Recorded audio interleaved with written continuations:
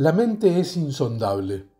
Dudo que alguna vez se la pueda mapear, porque es un intangible que a mi gusto escapa a la ciencia y sus alcances. En principio, la mente aparece ligada al cerebro, y por eso se la confunde con la conciencia, sin S, referida al conocimiento transitorio. Para la conciencia, con S, la mente es un estado vibracional que está ligada al cuerpo mental, que es el más elevado de los cuerpos energéticos que conforman el alma. El alma está formada por los cuerpos físico, etérico, emocional y mental. El cuerpo mental tiene la particularidad de estar en contacto con el cuerpo espiritual, que es el menos elevado de los cuerpos energéticos que conforman al espíritu. El espíritu está formado por los cuerpos espiritual, de luz y divino. Lo que importa, en definitiva, es que la mente, el cuerpo mental, está en el límite entre el alma y el espíritu. Es la frontera entre lo mundano y lo divino, entre lo temporal y lo eterno, entre el ego y el verdadero ser. Es el lugar donde la vida y la muerte se tocan. El alma entrega al espíritu al morir la cosecha de lo vivido mediante comprensiones o verdades verificadas. El espíritu insufla al alma, al momento de la primera inspiración al nacer, todas las verdades que posee en la forma de dones, valores, virtudes y habilidades. El alma y el espíritu se retroalimentan mientras la conciencia va evolucionando. Y la frontera entre ellos es el cuerpo mental, que nos diferencia de todas las demás especies y es el motor de la evolución consciente. Los registros akáshicos son una suerte de enciclopedia donde el universo guarda detallado asiento de todo lo que sucede. Sí, de todo. Cada pensamiento, cada sueño, cada acción, cada beso, cada lágrima vertida, cada principio y cada final. De cada ser, de cada reino, de cada planeta o galaxia, todo está registrado en el Akasha.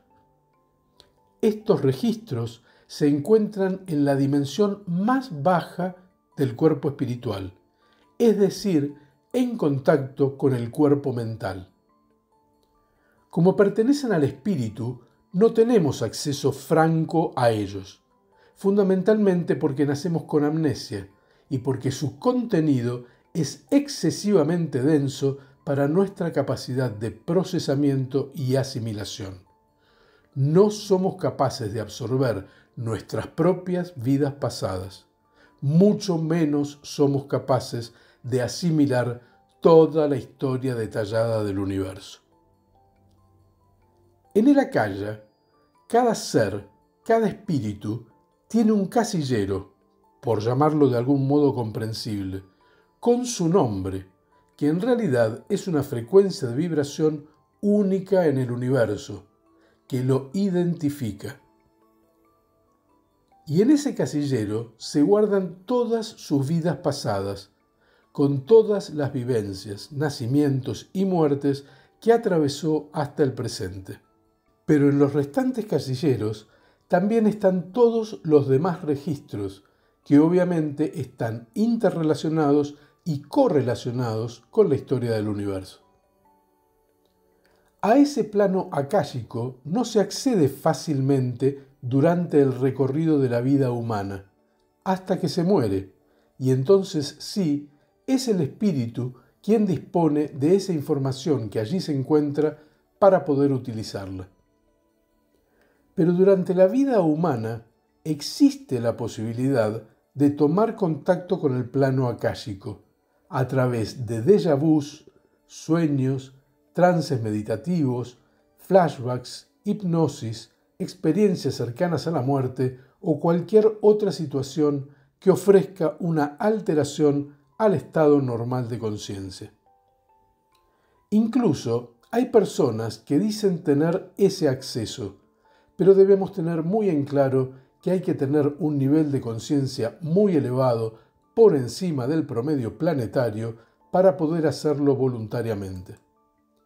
Difícilmente esa persona que dice poder acceder cobre por hacerlo o esté dispuesta a revelar información que el cliente no pueda asimilar. El acceso a los registros akáshicos exigen, como ya dije, un alto nivel de conciencia y por ende de energía vital, ya que el rango en el cual se encuentra es elevado, por encima de las comprensiones. Pero además, se requiere el permiso de jerarquías superiores, de maestros ascendidos, de seres de luz, que ya abandonaron el plano humano y que están dedicados a brindar guía y apoyo a quienes aún lo habitan. Ese maestro o guía deberá considerar que es oportuno e imprescindible que se pueda acceder a la información requerida. Por lo general, son los maestros los que deciden poner a nuestro alcance esa información porque la consideran un impulso necesario para nuestra evolución, cuando nos ven atascados o sin rumbo. Pero también es posible que, ante el requerimiento de cierta información específica y relevante, valoren nuestra inquietud por conocer y revelar memorias que a priori nos están restringidas. Los contactos naturales con el akasha, con el registro de nuestras vidas pasadas, ocurren por lo general para darnos pistas o señales que nos resultan muy importantes para no estancarnos en la evolución. Son vivencias muy intensas e hiperrealistas que no se olvidan fácilmente y que siempre resultan en un impulso evolutivo. No es casual que el cuerpo mental, en su máximo nivel de vibración, contiguo al cuerpo espiritual, tenga el llamado archivo de comprensión, encargado de acoger las comprensiones, verdades verificadas, y de gestionar el conocimiento del destino menor o propósito de la vida.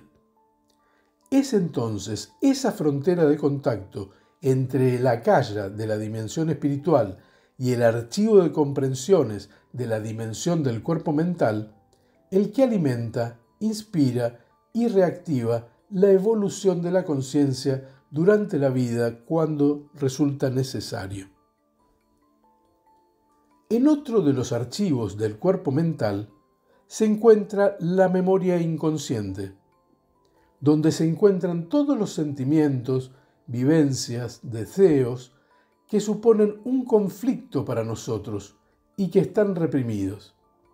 Esto es así debido a que la intensidad y el contenido de los mismos están asociados al sufrimiento y por tanto los alejamos de la conciencia como mecanismo de defensa. Pero el inconsciente puja por aflorar para que nuestra conciencia intente hacerse cargo y solucionar esos traumas, fobias y conflictos. Y la forma más fluida que encuentra es a través de los sueños.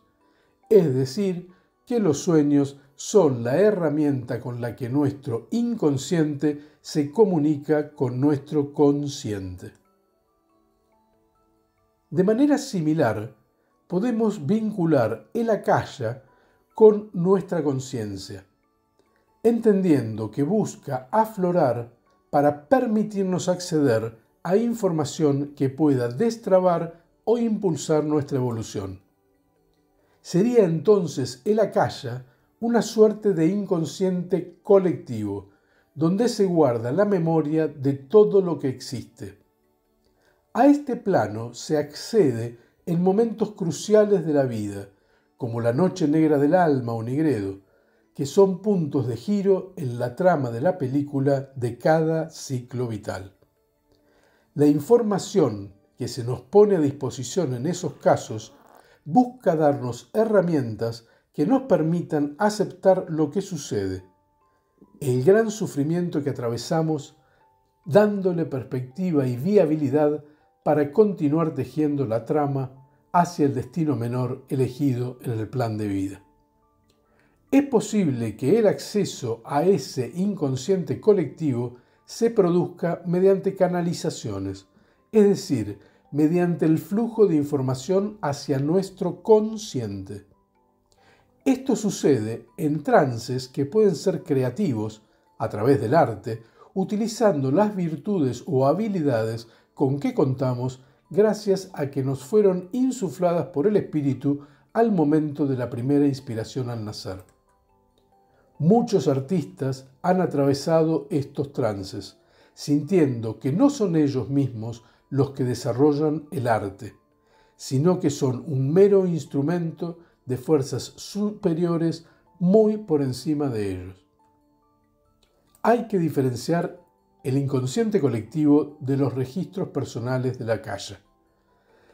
En estos últimos solo reside la memoria propia de nuestra historia universal, y en el inconsciente colectivo está todo lo demás de la historia universal. Parábolas, imágenes, símbolos son puestas a nuestra disposición para poder interpretarlas, desde ese inconsciente colectivo hacia nuestra conciencia. Algo similar a lo que sucede con los sueños entre el inconsciente mental y la conciencia. El inconsciente colectivo sería entonces como la nube de Internet, donde se guardan todos los registros de todos los usuarios, mientras que a nuestro registro personal y único en el Akasha solo podremos acceder registrándonos previamente como espíritus diferenciados y únicos. En el Akasha reside la memoria de todo lo que ha existido y por ende de todo lo creado en todas sus formas y variantes. Por eso mismo, el inconsciente colectivo es una fuente inagotable de información, pero al igual que sucede con los sueños, no utiliza el lenguaje directo y llano con que nos movemos en la realidad, sino mensajes encriptados, no tan fáciles de interpretar. A veces, la obra de un artista que canalizó desde ese inconsciente colectivo escapa a su propia razón, se le hace a él mismo inentendible, indescifrable. A nivel artístico, eso no representa un problema mientras que la obra resulte interesante, movilizando pensamientos y sensaciones entre aquellos que la compartan. Según Carl Jung, el inconsciente está compuesto fundamentalmente por arquetipos, que son formas preexistentes y universales, ideas, símbolos, conceptos, que dan origen a gran parte de los contenidos psíquicos. El inconsciente personal es más superficial y se origina en la experiencia y la adquisición personal. El inconsciente colectivo no es de naturaleza individual, sino universal y está a disposición de todos. Ambos apuntan a la mente, el personal desde la propia mente inconsciente, donde duermen nuestros traumas y fobias, y el colectivo desde la mismísima memoria universal.